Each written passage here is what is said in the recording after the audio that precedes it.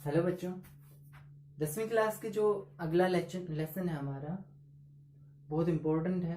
Periodic classification of elements, 10th science का chemistry का जो लेक्चर है उसको हम शुरू करते हैं, उसको स्टार्ट करते हैं आज से। तो उसका इंट्रोडक्शन कर लेते हैं। कुछ जो पीरियोडिक क्लासिफिकेशन ऑफ एलिमेंट्स है, एलिमेंट्स हम पढ़ चुके हैं पिछली क्लासेस के अंदर भी, या पीछे हमने जो चैप्टर किए हैं अभी उनके अंदर भी हमने एलिमेंट्स के बारे में पढ़ा है। एलिमेंट्स और पीरियोडिक क्लासिफिकेशन, पीरियड, यहाँ पे पीरियड का क्या मतलब होता है? पीरियड का मतलब ये नहीं होता है कि जितने भी एलिमेंट्स हैं हमारे वो सारे एलिमेंट्स एक रो के अंदर कुछ इस तरह से एक पीरियड।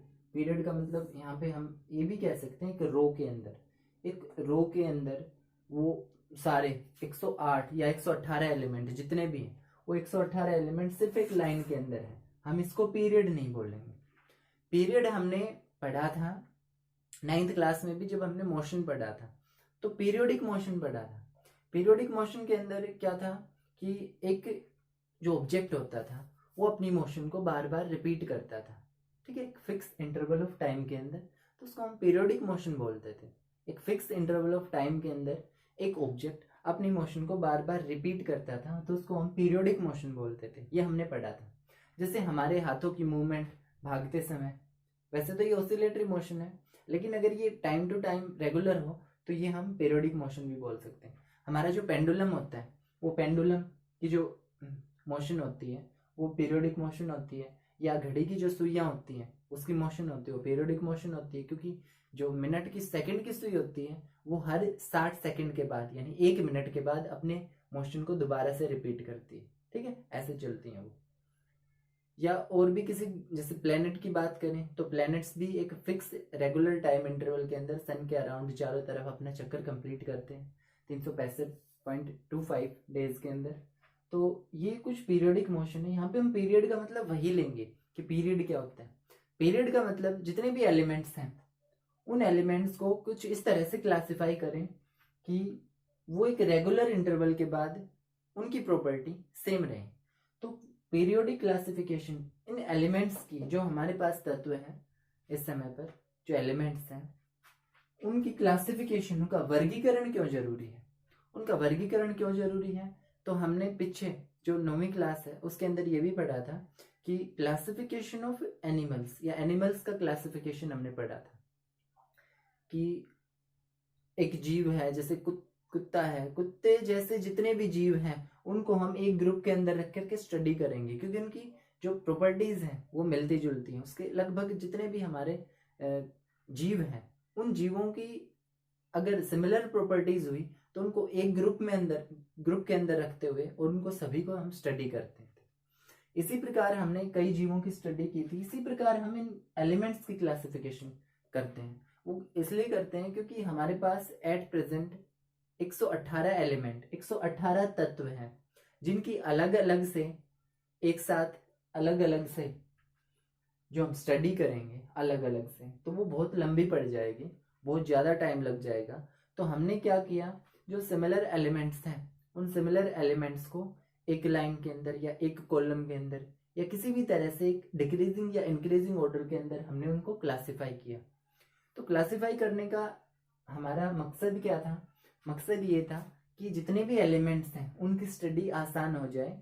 जितने एलिमेंट्स यहाँ पर मौजूद हैं अगर उनको हम क्रम के अंदर लगा करके या एक ग्रुप के अंदर रख करके यदि उनकी स्टडी करते हैं तो लगभग जितने भी कुछ एलिमेंट्स हैं हमारे, उन एलिमेंट्स की कुछ प्रॉपर्टीज सेम हैं, जिसकी वजह से उसको एक ग्रुप में रखते हैं और उन ग्रुप में रख करके उस पूरे ग्रुप की हम स्टडी करते हैं।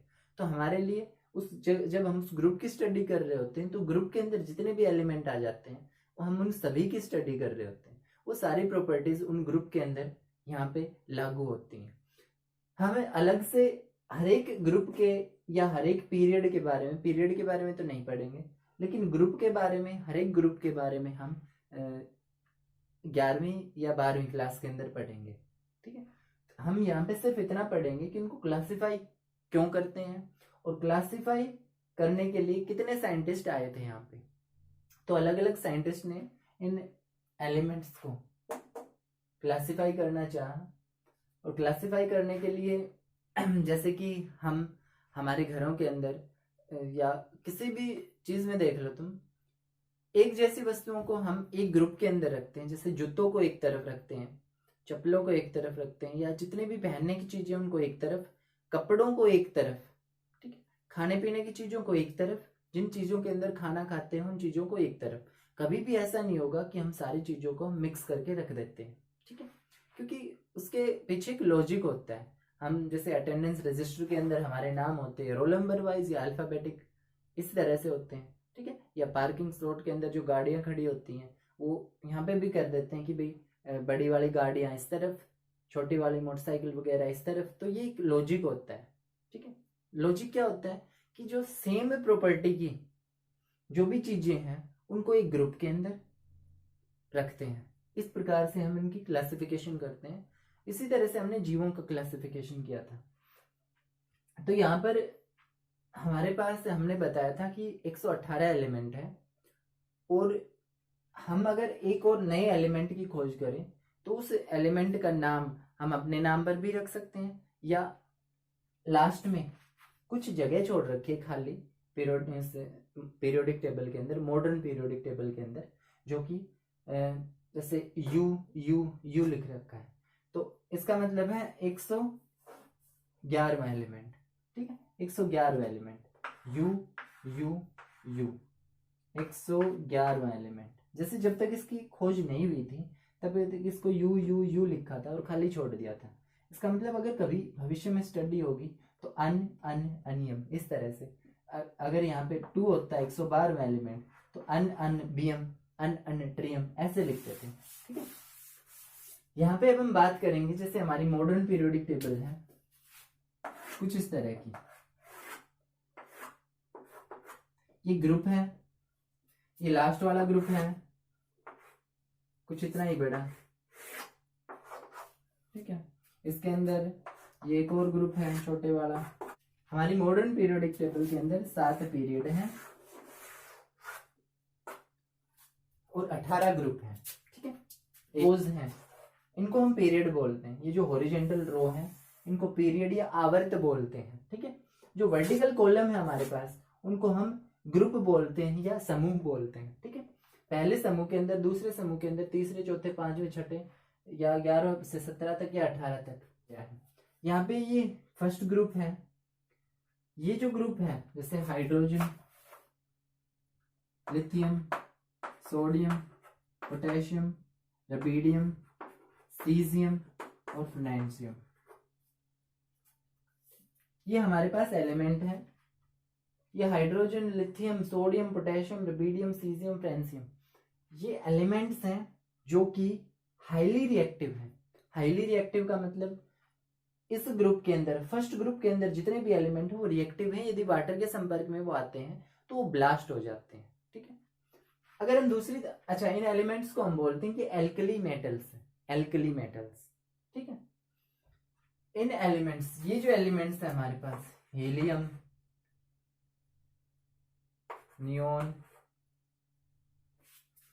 ये हमारे पास जो गैसेस हैं ये नोबल गैसेस हैं या एक्रिया गैस इनको बोलते हैं। ये क्या करती हैं, ये हाईली रिएक्टिव होते हैं, ये नोबल होते हैं। नोबल का मतलब ये किसी के साथ रिएक्शन नहीं करती। Helium, neon, argon, krypton, xenon और रेडोन, तो ये ग्रुप के अंदर रखे हुए हैं जो कि रिएक्शन नहीं करते।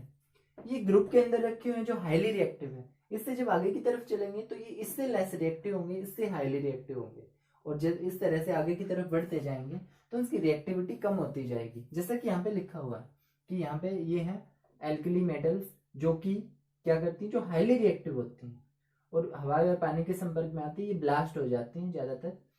यहाँ पे अगर हम बात करें तो helium, neon, argon, krypton, xenon और रेडोन, ये नोबल गैसेस है। ये किसी के साथ भी रिएक्शन नहीं करती हैं। हमने रिएक्शन क्यों नहीं करती है कोई भी मेटल्स के या कोई भी एलिमेंट, उसका कारण बताया था कि कोई भी एलिमेंट रिएक्शन करेगा जब उसकी आउटरमोस्ट ऑर्बिट फुलफिल नहीं होगी, उसको भरने के लिए रिएक्शन करेगा, या तो किसी के साथ एलिमेंट के साथ शेयरिंग करेगा, या अपना एलिमेंट किसी को दे देगा, अपना इलेक्ट्रॉन किसी को दे देगा, ठीक है, या किसी से इलेक्ट्रॉन ले लेगा। अगर ऐसा दोनों काम इसके लिए असंभव है, या दे भी नहीं सकता और ले भी नहीं सकता, तो वो शेयर करेगा, ठीक है। तो जो xenon, helium, neon, argon, krypton, xenon, radon, ये नोबल गैसेस हैं। इनके आउटरमोस्ट ऑर्बिट फुलफिल हैं, भरे हुए हैं, तो ये क्या करेंगे, रिएक्शन नहीं करेंगे, ठीक है। इनके क्या है, इनके सभी के आउटर मोस्ट ऑर्बिट में एक इलेक्ट्रॉन है, इनके सभी के में 2 है, इनके में 3, इस तरह से चलते जाएंगे। तो हम इनकी बात करें तो इन सभी की आउटर ऑर्बिट के अंदर एक इलेक्ट्रॉन है, तो ये हाईली रिएक्टिव है, ये उस एक इलेक्ट्रॉन को लूज करने की क्षमता रखते हैं, या एक इलेक्ट्रॉन को शेयर करके शेयरिंग बॉन्ड भी, जो हम कह सकते हैं कि कोवेलेंट बॉन्ड, सहसंयोजी आबंध, वो भी बना सकते हैं। तो ये हाईली रिएक्टिव होते हैं, किसी के साथ भी रिएक्शन कर जाते हैं। अब हम यहाँ पे बात करेंगे कि अलग अलग साइंटिस्ट आए थे हमारे पास, उनको हमें ये पता चल गया अब हमें ये पता चल गया कि जितने एलिमेंट्स हैं, हमने उन एलिमेंट्स को क्लासिफाई क्यों करना होता है, क्यों जरूरत पड़ती है एलिमेंट्स को क्लासिफाई करने की। अब हम क्लासिफाई करेंगे उनको अलग अलग साइंटिस्ट के थ्योरीज के जरिए, जो हम अलग अलग साइंटिस्ट थे। जब पहले हमारा आया था डोबेराइनर, उसके बाद न्यूलैंड आया था, फिर मेंडलीव्स, और उसके बाद जो अलग अलग आते गए, और ये मॉडर्न पीरियोडिक टेबल सबके हिसाब से, सबको अपने अपने हिसाब से रखने के बाद सभी ने अपनी अपनी थ्योरी प्रपोज की थी, और उसके बाद एक बेसिस के ऊपर इसके जो हैं वो क्लासिफिकेशन की गई, वो है उसके नंबर ऑफ प्रोटॉन। ठीक है, नंबर ऑफ प्रोटॉन मतलब उसके एटॉमिक नंबर के ऊपर, एटॉमिक नंबर के ऊपर उसकी क्लासिफिकेशन की गई। पहले नंबर पर hydrogen, helium, lithium, beryllium, boron, carbon, nitrogen, oxygen, fluorine, neon, sodium, magnesium, इस तरह से एलिमेंट्स को हम क्लासिफाई करेंगे। तो हम उनकी स्टडी के बारे में आगे के लेक्चर में हम पढ़ेंगे कि किस तरह से कौन से साइंटिस्ट ने क्या क्या थ्योरी प्रपोज की।